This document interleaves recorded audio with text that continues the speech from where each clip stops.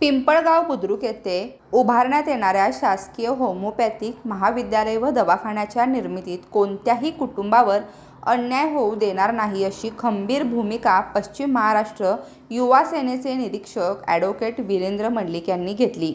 सांगाव येथे प्रस्तावित असलेले पण पिंपळगाव बुद्रुक येथे होणारे शासकीय होमिओपॅथिक महाविद्यालय व 50 बेडचे हॉस्पिटल गेल्या महिनाभरापासून वादग्रस्त व बहुचर्चित लढ्यामुळे जिल्हाभर गाजत आहे।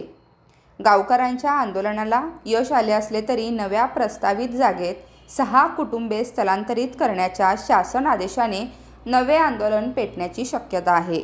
या सर्व पार्श्वभूमीवर ॲडव्होकेट मंडलिक यांनी आज पिंपळगाव बुद्रुक भेट देत पाझर तलाव वाचवण्यासाठी गावकऱ्यांनी घेतलेल्या भूमिकेचे भरभरून कौतुक केलं।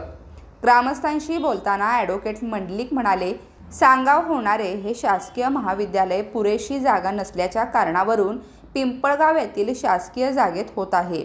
गावातील 124 एकर गायरान जागेपैकी 5 एकर जागेवर हे महाविद्यालय होणार आहे, पण कंत्राटदाराच्या भल्यासाठी तलावाच्या परिसरात 14 कोटी रुपये खर्चाची भिंत बांधून गावाला वेठीस धरण्याचा प्रयत्न झाल्याने संपूर्ण गावाने याला कडाडून विरोध केला।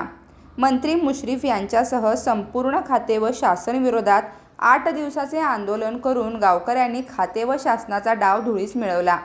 गावकऱ्यांच्या आक्रमक आंदोलनामुळे शासनाला जागा बदलावी लागली।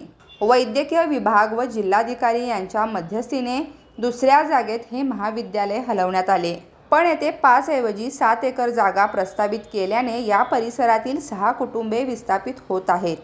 आज त्या कुटुंबियांनी माझ्याकडे न्यायाची मागणी करत या प्रश्नी आपण जिल्हाधिकाऱ्यांना भेटणार असून त्याचे नेतृत्व ॲडव्होकेट मंडलिक यांनी करावे असं साकडं घातलं। परिसरात नवे शासकीय वैद्यकीय महाविद्यालय होत आहे ही आनंदाची गोष्ट आहे, मात्र एकाही गावकऱ्यावर अन्याय होऊ नये ही माझी भूमिका आहे। त्यासाठी मी गावकऱ्यांच्या पाठीशी खंबीरपणे उभा असेन अशी भूमिका ॲडव्होकेट मंडलिक यांनी मांडली। यावेळी माजी सरपंच धनाजी तेलवेकर, ग्रामपंचायत सदस्य अमोल मगदूम, सामाजिक कार्यकर्ते राज कांबळे, संतोष वठारे, राहुल आकुर्डे व सर्जेराव तेलवेकर यांनी या प्रश्नी आपल्या भावना व्यक्त केल्या। यावेळी कागल तालुका शिवसेनेचे अध्यक्ष सुधीर पाटोळे यांच्यासह ग्रामस्थ उपस्थित होते।